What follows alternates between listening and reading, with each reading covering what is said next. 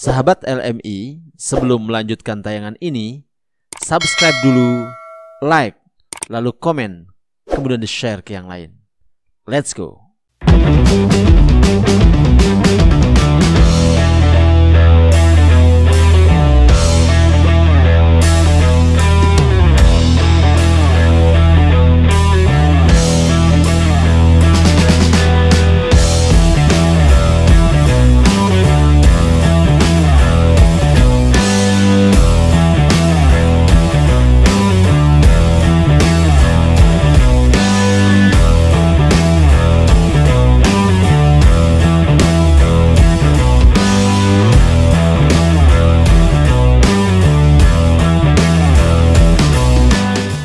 Assalamualaikum warahmatullahi wabarakatuh. Sahabat-sahabat LMI Channel di mana saja berada, alhamdulillah wa syukurillah, kita bertemu kembali pada kesempatan kali ini dalam bincang bersama LMI.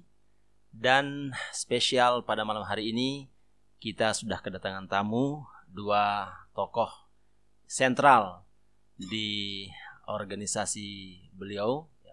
Yang pertama saya perkenalkan, di sebelah kiri saya telah hadir Bapak Suryadi Hidayat SIP MH, Ketua Pimpinan Daerah Muhammadiyah Lombok Barat. Assalamualaikum warahmatullahi wabarakatuh. Waalaikumsalam. Dan yang kedua, di sebelah kirinya Pak Suryadi yang pakai baju putih, peci putih dan sarungan, sudah tentu sahabat-sahabat tahu dari mana beliau. Beliau adalah Bapak Ahmad Ali Maksum MSI, Sekretaris PCNU Kabupaten Lombok Barat. Assalamualaikum warahmatullahi wabarakatuh. Baik sahabat-sahabat LMI, pada kesempatan ini kita akan berbincang lepas dengan kedua tokoh kita, ya, seputar bagaimana beliau bisa mengekspresikan dirinya di organisasi beliau masing-masing. Kemudian bagaimana peran organisasi yang dipimpin oleh beliau di sini, ya, dalam pembangunan daerah, dan tentu nanti akan berkembang lah secara lepas materi-materi podcast kita pada kesempatan ini. Baik, yang pertama kita mencoba tanya dulu kepada Pak Suryadi Hidayat, ini selaku pimpinan daerah Muhammadiyah. Ini kenal atau mulai tahu Muhammadiyah itu sejak kapan, Pak Suryadi? Ya, saya kenal Muhammadiyah itu sejak masih kecil. Jadi bisa dibilang saya Muhammadiyah biologis dan sekarang saya dikatakan Muhammadiyah ideologis gitu kan. Karena sejak dulu ayah saya dulu malah sekolah di NW, itu kan. Tetapi karena pergaulannya waktu itu banyak sering berinteraksi dengan orang-orang Muhammadiyah dan sering ke Jawa, akhirnya dia ketularan menjadi Muhammadiyah di situ. Dan warisi. Betulan ya, warisi akhirnya kan. Nah, kebetulan ibu saya, kebetulan kakek saya itu adalah tokoh Muhammadiyah pada zamannya di desa saya, dan memang akhirnya di situ ayah saya jadi lebih banyak belajar tentang apa itu Muhammadiyah. Di samping banyak membaca literatur tentang Muhammadiyah terutama di majalah Suara Muhammadiyah waktu itu. Nah, akhirnya dengan sering beliau ke Jawa berinteraksi dengan orang Muhammadiyah, akhirnya dia jadi Muhammadiyah gitu kan. Walaupun asal muasalnya dia sekolah di NW dan dia dekat sekali dengan tokoh-tokoh NW di Narmada, terutama di Tuan Guru Juwaini pada waktu itu yang merintis NW yang di Narmada.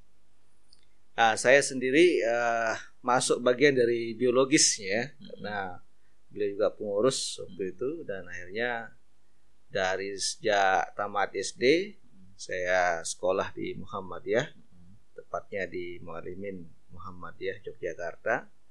Itu kita mondok di situ selama 6 tahun. Akhirnya ayah saya meninggal dan saya kembali lagi ke Lombok dan kembali kuliah di Muhammadiyah, Muhammadiyah Mataram, dan hanya S2-nya saja yang di luar negeri ya. Jadi artinya di luar Muhammadiyah gitu. Saya kira beneran keluar negeri ya. Universitas Mataram ya. Ya, jadi Pak Suryadi memang sudah akrab dari sejak kecil ya dengan konsep-konsep cara hidup Muhammadiyah itu ya.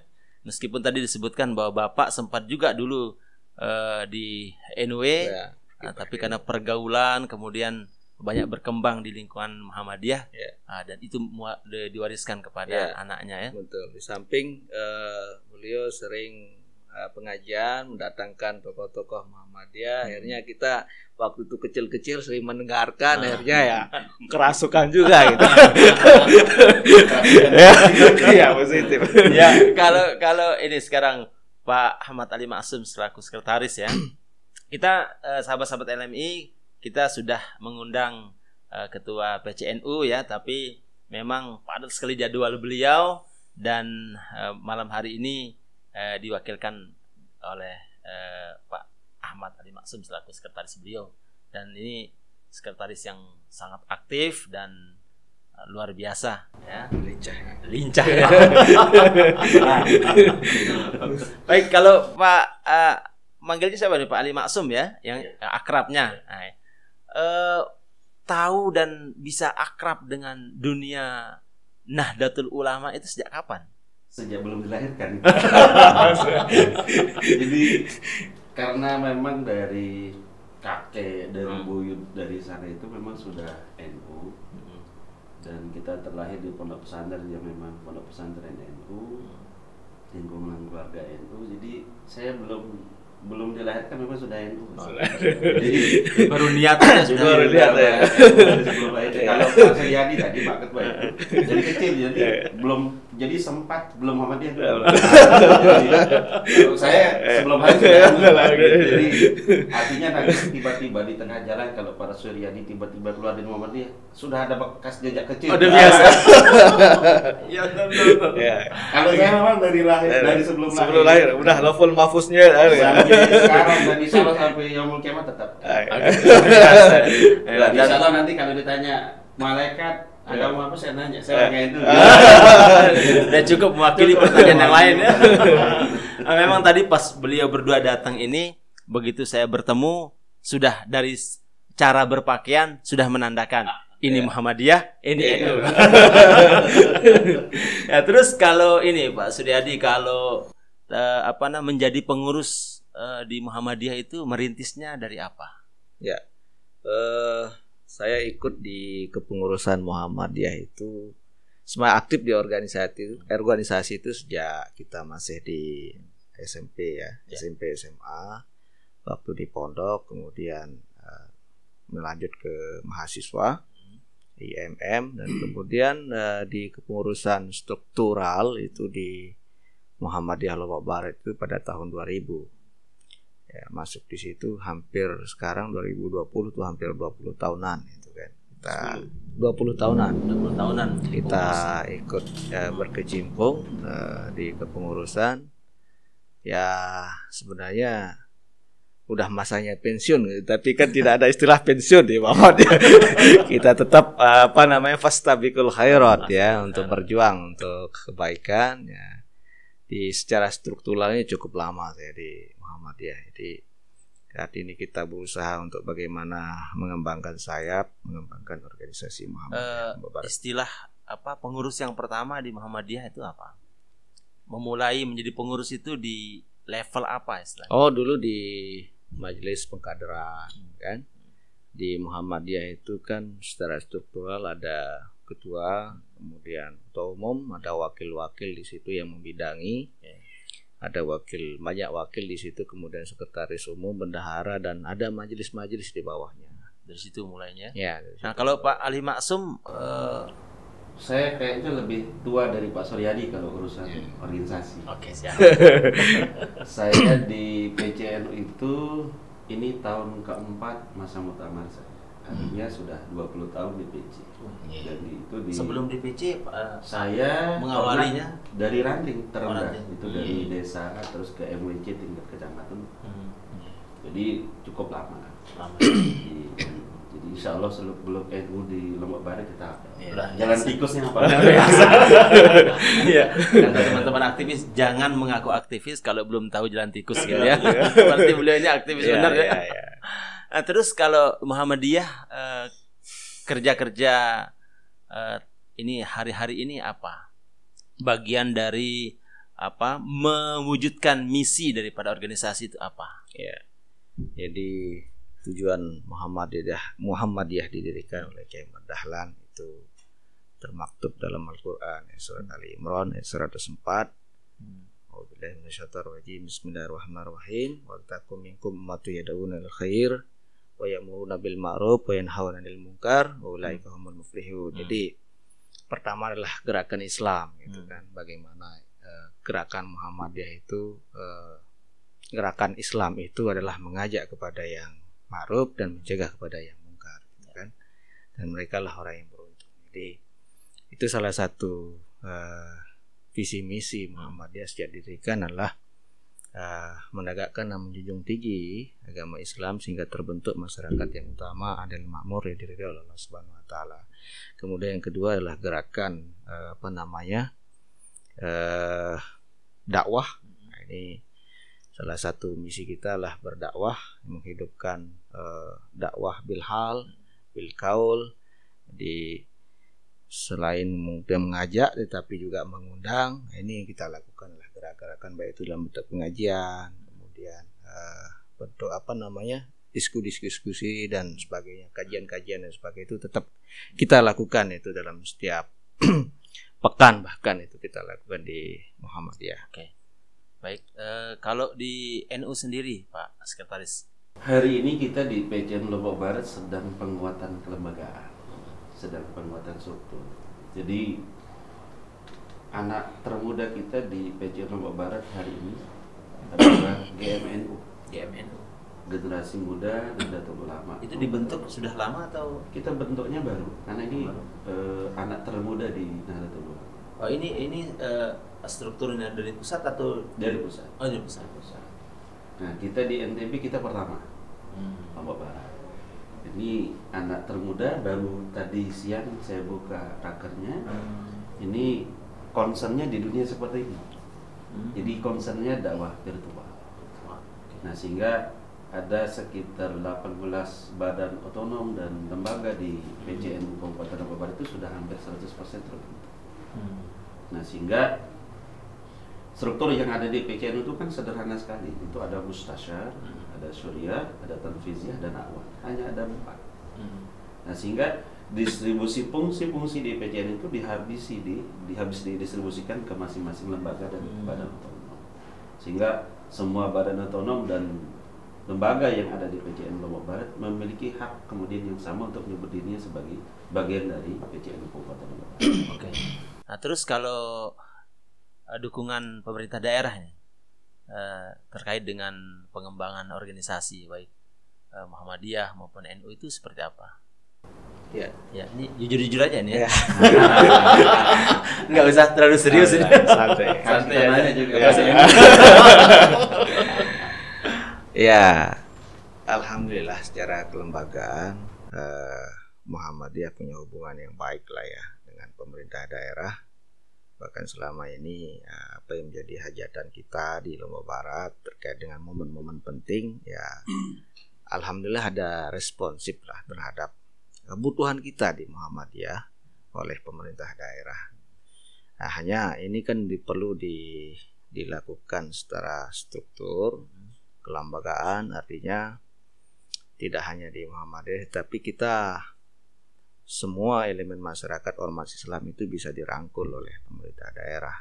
Artinya kita harus perlu ada penguatan dan sinergi yang bagus yang dirangkul oleh pemerintah daerah untuk bagaimana kita bersinergi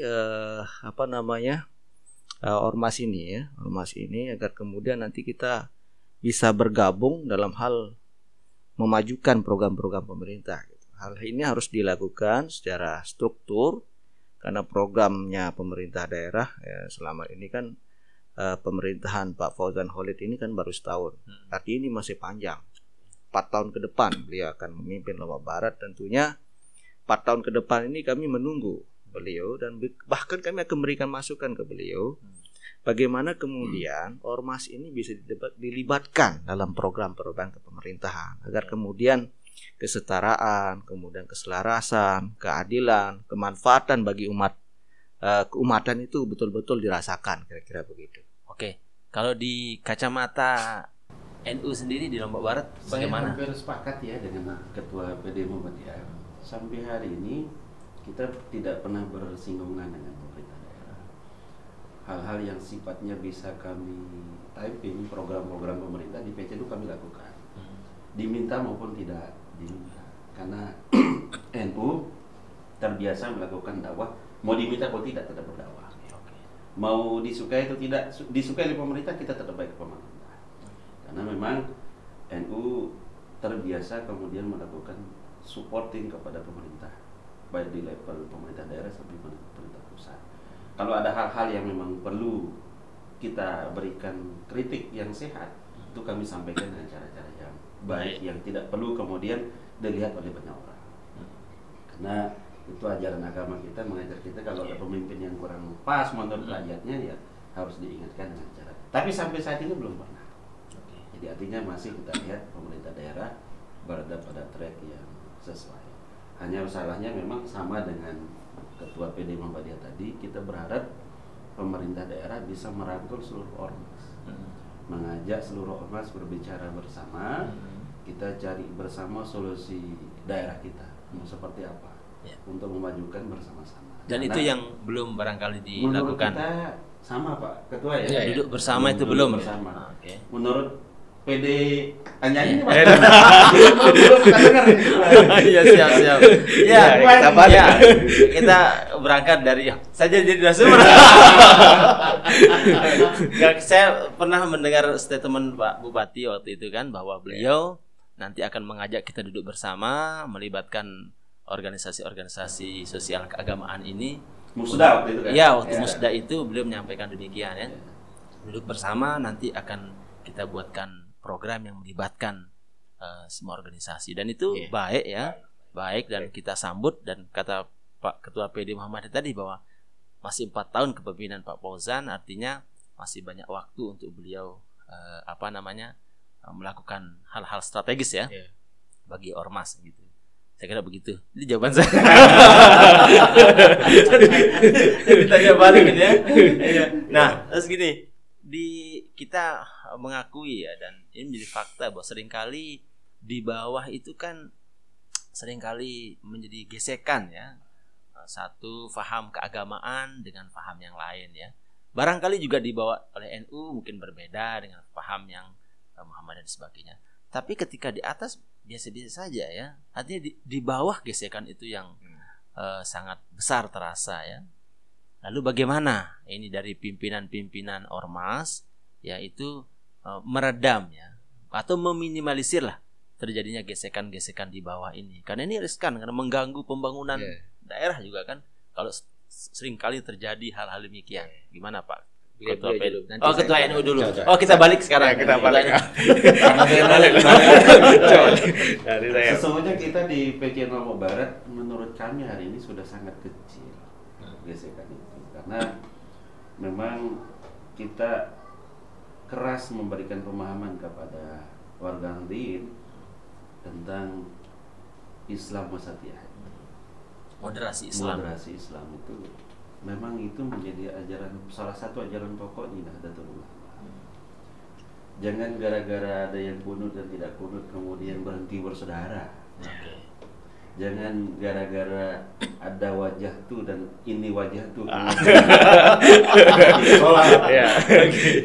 Jadi dua-duanya ada hadisnya. Jadi jangan kemudian hal seperti. Dan saya rasa masyarakat sudah semakin dewasa, semakin baik, dan kita terus memberikan penekanan dakwah tentang universalisme Islam, bahwa Islam yang baik itu Islam yang ramah, bukan Islam pemarah. Kalau kita jangan berbicara khairun nas ampahum linnas kalau sesama Islam saja belum selesai. Kita tidak sampai ke itu. Nah, sehingga kita memberikan pemahaman kepada masyarakat, kepada warga Nahdliyin bahwa sesama umat Islam itu tidak boleh ada gesekan apapun. Perbedaan itu keindahan.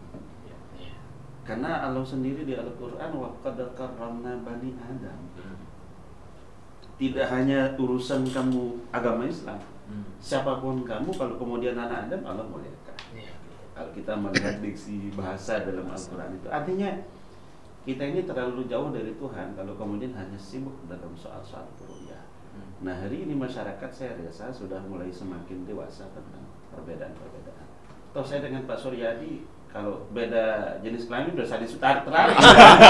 Untungnya sama-sama kedua ya. Jadi kita asik. Saya saja orang NU tapi sekolahnya di Muhammadiyah. Ah, gitu ya. Asik juga, tapi tidak ikut sumpah Muhammadiyah. Iya. Artinya jangan sampai kemudian kita kering dari sisi-sisi itu. Betul. Itu yang harus kemudian kita tumbuhkan, karena bangsa ini tidak akan maju, tidak akan kemudian menjadi besar kalau kemudian masih hal seperti itu kita sibukkan. Ya. Kalau dari Ketua PD Muhammadiyah ini untuk meminimalisir barangkali ada gesekan-gesekan bawah terkait dengan paham keagamaan. Betul. Jadi Muhammadiyah beda dengan Muhammadiyah dulu ya. Approach-nya, pendekatan dakwahnya sudah berbeda. Jadi dulu mungkin terkesan eksklusif, tapi sekarang Muhammadiyah sudah berkemajuan, sudah moderat. Jadi perbedaan-perbedaan bukan sesuatu yang dianggap hal yang tabu lagi gitu. Jadi sudah menjadi satu gitu loh. Karena sudah, kita juga ada perbedaan. Kan jadi Muhammadiyah dalam hal dakwahnya sekarang lebih kepada kultural ya, pendekatan dakwah kultural. Jadi tidak lagi kemudian pendekatannya khilafiyah yang selalu menekankan lebih hal-hal haram halal itu sudah tidak lagi itu kan. Jadi lebih kepada human ya, pendekatan kultural gitu kan. Jadi Muhammadiyah sekarang bukan Muhammadiyah yang seperti dulu lagi, sudah khair ummah, jadi sudah terbuka lebar gitu. bahkan tidak ada seket rasanya, kita ini kan saudara gitu kan. Ini kan hanya organisasi yang memang punya gerakan yang sama, bagaimana menegakkan ajaran Islam, itu salah satu bentuk jalan kita masing-masing gitu kan. Oke, jadi bagus ya. Jadi penyampaian dari para pimpinan organisasi, saya kira ini apabila difahami secara mendalam oleh. Sebelum lanjut ke pertanyaan, PDNU menyikapinya bagaimana itu? Iya, kalau ya kebetulan beliau ini sebagai moderator, saya sekaligus ketua. Jadi masyarakat butuh tahu. Iya, saya kira sama saja ya, artinya bahwa perbedaan itu adalah sunnatullah ya, bahwa jangan sampai tadi disampaikan sama Pak Ali Maksum bahwa jangan sampai hal-hal yang furu'iyah itu ya mengganggu konsentrasi kita untuk dapat menjalankan hal-hal besar ya ke depan ya. Dan saya kira juga ini kita harus mengedukasi masyarakat ya, bahwa bukan lagi persoalan kunut dan tidak kunut, itu sudah selesai, sudah lewat perdebatan itu ya. Jadi sekarang bagaimana kita bersama-sama berdiri bersama-sama untuk memajukan umat ya, saya kira itu ya. Jadi selanjutnya tanya apa jadinya? Karena ditanya, jadi kita mau nanya. Iya. Tanya kedua. Apa gantian? Iya. Terus ini kan organisasi ini kan hierarki ya. Ada jabatan di atasnya. Itu bentuk-bentuk komunikasi dengan tanda kutip atas lah kita sebut ya, atau pimpinan di atas kita ini seperti apa sih? Ya, kita hierarkis ya, dari pimpinan pusat, kemudian ada di bawahnya ada pimpinan wilayah, kemudian kami di tingkat kabupaten ada pimpinan daerah sampai dengan cabang dan ranting. Jadi segala apapun keputusan yang diberikan ya kita sami'na wa ta'na ya. Itu adalah bagian dari perintah, kita laksanakan perintah itu gitu kan. Jadi apapun maklumat, apapun itu surat edaran, apapun itu keputusan itu secara hierarkis kita harus dilaksanakan. Oke, sebelum saya ke PCNU, kalau di Muhammadiyah itu kan kalau kita mendengar asrama atau pondok itu agak jarang ya di Muhammadiyah itu kan. Tapi saya lihat proyeknya PD Muhammadiyah ini di Narmada itu besar loh. Artinya ada sekolah yang diasramakan kalau nggak salah. Itu apa itu dasarnya itu? Ya. Di Muhammadiyah itu istilah pondok itu sedikit menjadi boarding school ya, tapi sama kan. Pondok hanya bahasa istilahnya saja, mungkin lebih agak di Inggris kayak biar lebih keren. Boarding school walimin ya, jadi sama. Jadi di samping Muhammadiyah yang bergerak di bidang pendidikan secara umum, itu kita juga hampir juga di Lombok Barat memulai dengan pondok gitu kan. Saya lihat sistem pendidikan kita ini kan dari dulu masih stagnan gitu. Tapi coba kita mau merubah dengan sistem pondok. Akhirnya banyak yang responsif positif dan didukung oleh pimpinan pusat. Alhamdulillah kemarin beberapa bulan yang lalu kita sudah resmikan berdirinya pondok dan beliau hadir untuk menyaksikan langsung peletakan batu pertama. Ikut luar biasa. Ikut menyaksikan dan alhamdulillah ini saat ini sedang berlangsung proses pembangunan. Mudah-mudahan ke depan ini rencana dibuka kapan? Mudah-mudahan akhir Desember, akhir tahun ini bisa selesai finish. Jadi ini masih proses pembangunan lantai 3 menuju lantai 4 gitu, ya. Dan itu dikelola oleh PD Muhammadiyah? Ya. Insya Allah akan dikelola oleh PD Muhammadiyah dan bekerja sama dengan pimpinan wilayah. Ya. Kalau di NU sendiri, tadi pertanyaan yang sama sebelumnya ya, terkait dengan bagaimana yang hierarki tadi ke atas itu. Kalau organisasi hampir sama semua ya, hampir sama semua. Yang paling kita di bawah itu soal inovasi terhadap ketentuan-ketentuan perintah dari pusat, baik ADRT maupun PO, yang kemudian tidak keluar dari rule itu, yang kita sesuaikan dengan kondisi kedaerahan. Nah, kita hari ini insya Allah PCNU di antara PCNU yang lain di NTB mungkin kita paling hidup ya. Karena kegiatan kita hampir tiap hari tidak ada liburnya. Itu tiap hari ini saja kita ada 3 kegiatan. Ada Rakerda Ansor, kemudian ada Rakerda GMNU, dan ada kegiatan malam ini. Itu semua kegiatan itu yang kemudian kita approach itu. Dan hari ini kita lagi sedang sensus Kartani. Nah, terus kita sensus sekarang itu online, Pak Ketua. Jadi kita seluruh PC sedunia, itu kalau di luar negeri itu namanya PCI. Nah, kita di Indonesia namanya PC. Itu sedang melakukan sensus warga NU. Agar tidak ada klaim-klaim lagi di politik jadi klaim. Jadi ada penerbitan kartu NU itu ya? Cetak online. Ada yang beberapa tipe kartu, ada yang berupa ATM bekerja sama. Itu online artinya siapapun boleh mengakses. Iya, silakan. Gitu. Nanti yang memverifikasi tentu pengurus. Oh gitu ya. Saya kira karena online kemudian daftar kemudian tidak verifikasi. Oh, verifikasi. Kalau ketua dia Pak Soe. Jangan sampai hanya cetak kartu kan. Karena di situ kan ada kode peserta. Oh gitu ya. Ada kelebihan jadi ATM. Ada jadi ATM. Biasa ya. Nah, sehingga itu mempermudah warga untuk kemudian mengidentifikasi diri. Nah, ini barangkali ini jawaban dari pertanyaan selanjutnya yang nanti kita bahas sama-sama.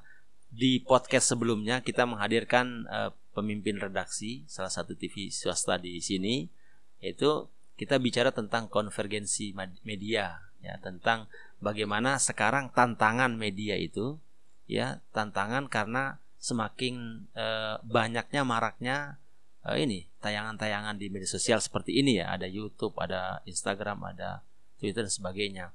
Nah, mau tidak mau media itu harus menyesuaikan diri dengan perkembangan apabila tidak mau ditinggalkan gitu kan. Nah, begitu juga dengan taksi misalnya. Taksi itu dulu kita tahu ya salah satu merek atau sekarang online. Iya, dulu taksi. Begitu ada online kemudian dipesan melalui online, itu seakan taksi mainstream ini seakan kehilangan gitu kan. Nah, dilakukanlah penyesuaian sesuai dengan kondisi. Nah, di organisasi itu juga semestinya begitu kan. Artinya harus melakukan terobosan-terobosan yang up to date gitu. Yang menyesuaikan diri dengan revolusi industri 4.0. Nah, ini yang sedang dilakukan oleh teman-teman organisasi ini apa? Kaitannya dengan tadi itu, penyesuaian itu. Ya, kita harus melihat situasi dan perkembangan zaman kan. Saat ini semua serba online kan. Belanja pun harus bisa dengan online ya. Tidak mesti harus offline kan. Sekarang kita pesan barang besok bisa datang gitu kan. Dengan situasi dan perkembangan zaman ini tentu harus kita mengikuti sistem yang berkembang, bagaimana kita bisa kemudian bisa memajukan organisasi. Ya, salah satunya tadi disebutkan soal kartu kami juga di sini KTM ya, kartu tanda anggota Muhammadiyah juga di situ, yang mestinya memiliki nilai fungsi kan, banyak fungsi ya, bahwa itu adalah bentuk identitas keanggotaan di situ, bahwa memang bisa juga menjadi melihat seberapa besar sih keanggotaan organisasi itu sendiri kan begitu.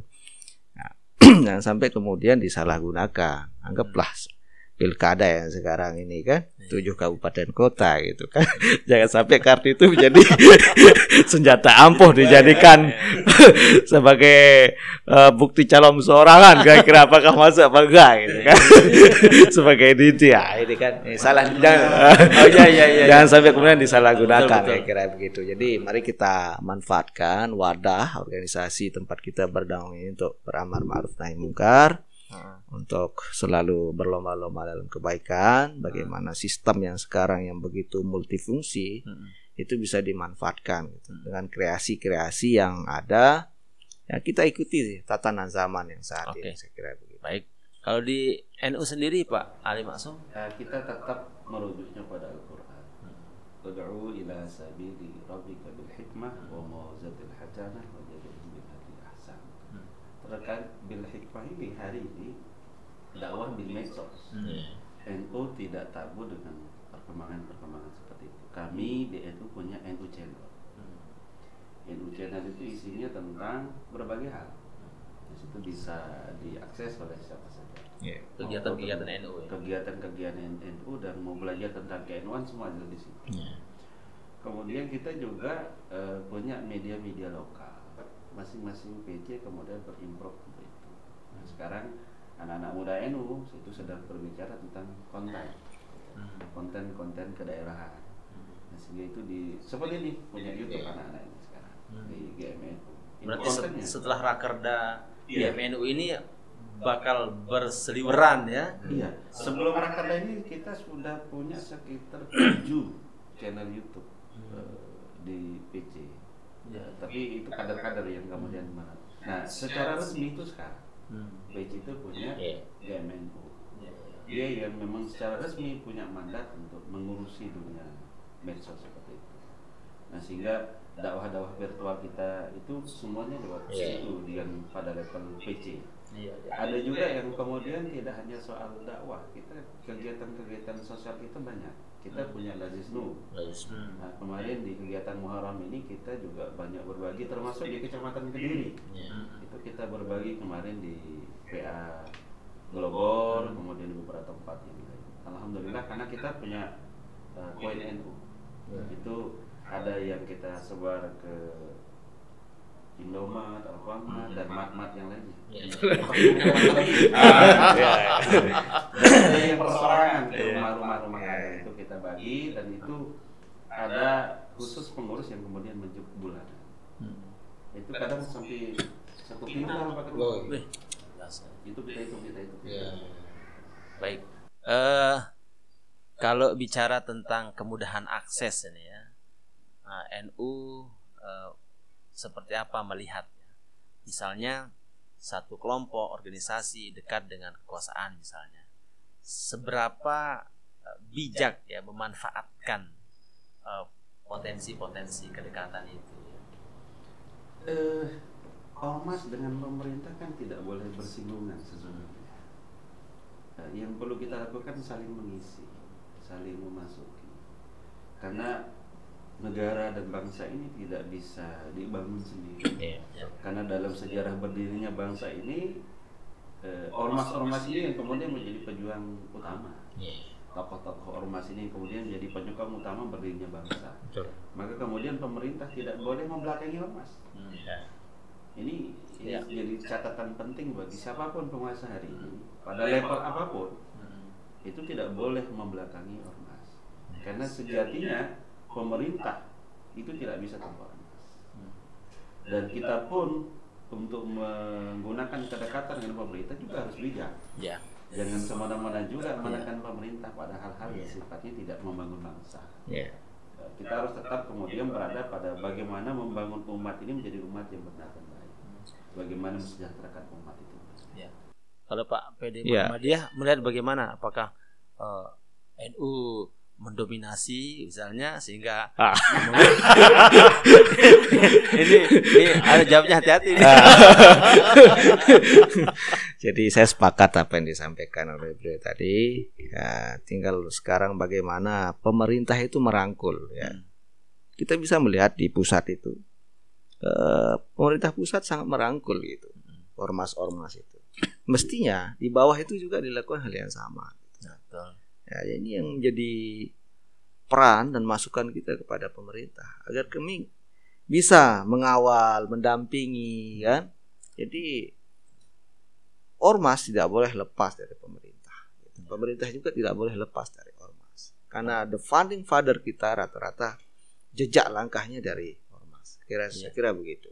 Dan sangat indah apabila seorang pemimpin kemudian di kiri dan kanannya semua kelompok dan elemen masyarakatnya ada di daerahnya. Pasti pemerintah lebih ringan. Oh gitu.